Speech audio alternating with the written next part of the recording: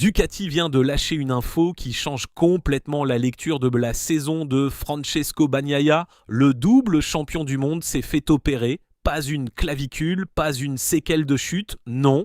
On lui a ouvert l'avant-bras droit ce mercredi en pleine trêve estivale. Et d'un coup, tout ce qu'on racontait sur lui depuis des mois prend une autre couleur. Parce que pendant tout ce temps, on vous a vendu un Pecco qui craque dans la tête, un champion qui a perdu la foi, un pilote complètement dépassé par sa propre Ducati. Alors si tout ça était faux depuis le début, et si le vrai problème, il n'était pas dans sa tête mais dans son bras, et attention, c'est pas un petit détail médical qu'on range dans un coin avant de passer à autre chose. C'est peut-être le nom qu'on cherchait depuis des mois pour expliquer l'effondrement d'un double champion du monde. Parce qu'on parle du mec qui a dominé le MotoGP moderne, 2 titres, une vraie référence au freinage, et qui cette année s'est retrouvé à ramer, toujours sans la moindre victoire le dimanche, largement décroché du duel pour le titre, a donné l'impression de plus savoir piloter sa propre moto. Tout le paddock cherchait une explication, les uns disaient le mental, les autres la Ducati, et personne, ou presque, regardait la seule chose qu'on voit pas de l'extérieur, un muscle. Bon, on décortique ça ensemble. Alors c'est quoi exactement ce truc ? Ça s'appelle le syndrome des loges, en anglais l'arm pump. Et c'est une des grandes saloperies du paddock. Le principe, il est simple à comprendre, même si c'est violent à vivre. Quand vous pilotez une MotoGP, l'avant-bras travaille en continu, il gonfle, le muscle prend du volume. Sauf que ce muscle, il est enfermé dans une gaine, une loge, qui elle s'étire pas. Du coup, la pression monte à l'intérieur du bras, et à un moment, ça coince. Le sang passe plus bien, les nerfs sont compressés et le pilote perd la force et la sensation dans la main. En clair, en fin de course, il sent plus rien, il serre le frein et il a l'impression de serrer dans le vide. L'opération, elle, consiste à ouvrir cette loge pour relâcher la pression. On appelle ça une fasciotomie.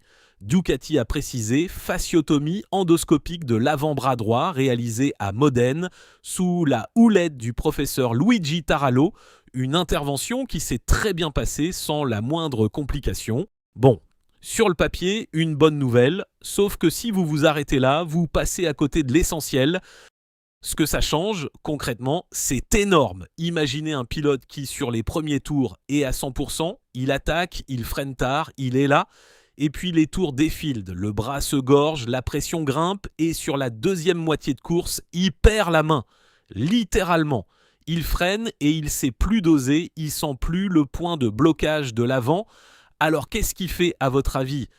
Il lève le pied, il assure, il roule en défense pour pas partir à la faute. Et de l'extérieur, nous, on voit quoi ? Un mec qui recule en fin de course, qui se fait manger, qui a l'air complètement éteint. Et on dit quoi ? Qu'il a craqué dans la tête. Ah, et au passage, il y a un détail que j'ai failli oublier et qui change absolument tout, c'est le bras droit. Et le bras droit sur une moto, c'est pas n'importe lequel, c'est celui du frein avant et de la poignée de gaz.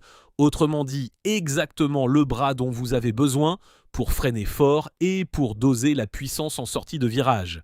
Donc quand vous voyez Pecco s'effacer dans les 5 derniers tours et que tout le monde causait de sa confiance en berne, gardez bien en tête que sa main de freinage, elle, était peut-être en train de le lâcher pour de vrai.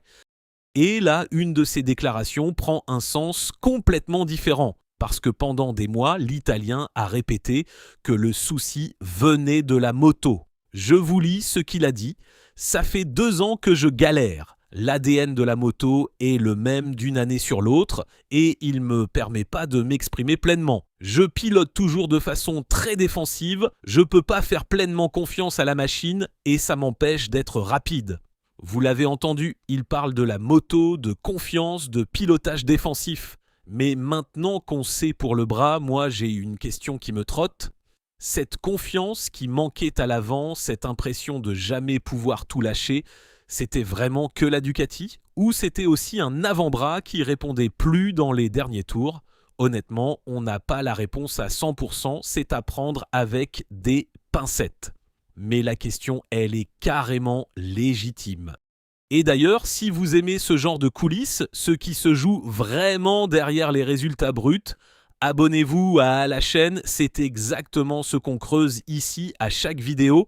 Parce que le truc, c'est que l'explication mentale, elle, arrangeait tout le monde. C'est facile de dire d'un champion qu'il a la tête ailleurs, qu'il a plus l'agnac. Ça fait une belle histoire bien dramatique.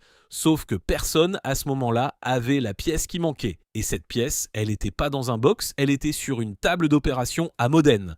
Et c'est là qu'on arrive au vrai basculement de toute cette histoire. Parce qu'on a passé une demi-saison à se tromper de débat. On a cru que c'était une histoire de mental ou une histoire de Ducati. En vrai, c'était peut-être d'abord une histoire de corps.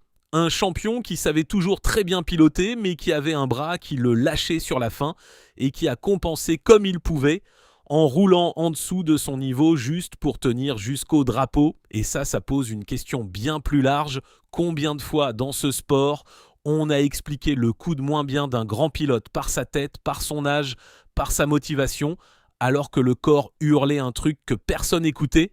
L'arme pomme, c'est pas une petite bobologie, c'est une des misères les plus classiques du paddock. Plein de très grands noms sont passés par le bloc pour exactement la même chose. C'est presque un rite de passage tellement c'est courant, mais comme ça se voit pas, comme ça saigne pas, comme ça fait pas une belle image choc, on l'oublie et on préfère la version dramatique, celle du champion qui perd la tête. Nous, on a choisi la facilité. Le bras de Bagnaia, lui, disait la vérité depuis le début. Alors maintenant, le vrai sujet, c'est la suite. Et Ducati a été très clair. Le constructeur italien a écrit noir sur blanc, je vous lis. En fonction de sa récupération, l'objectif est un retour sur la piste pour le Grand Prix de Grande-Bretagne à Silverstone du 7 au 9 août. Voilà. La trêve estivale tombe parfaitement, elle lui laisse les quelques semaines qu'il faut pour cicatriser et récupérer. Et si le diagnostic est le bon, alors la seconde partie de saison de l'Italien peut n'avoir strictement rien à voir avec la première. Pas un Pecco transformé dans la tête, juste un Pecco qui sent de nouveau son frein avant dans les 10 derniers retours, et un pilote de ce calibre avec un bras qui répond enfin, c'est un pilote qui va rechercher la gagne directe. Après, soyons honnêtes, 2 minutes, une opération, c'est jamais garanti à 100%, la récup peut traîner, un retour peut glisser. Mais un truc, lui, est mort et enterré. L'excuse du mental. On saura très vite sur la piste si le vrai Bagnaia est de retour. Et moi, à mon avis, je le vois revenir la rage au ventre. Voilà, j'espère que cette vidéo vous a plu. Et si elle vous a plu, n'hésitez pas à la liker, la partager et lâcher votre avis en commentaire. Vous étiez plutôt de ceux qui l'avaient senti venir ou de ceux qui ont cru au mental jusqu'au bout? Dites-moi de quel côté vous êtes et pourquoi. Et on se donne rendez-vous très vite pour la suite.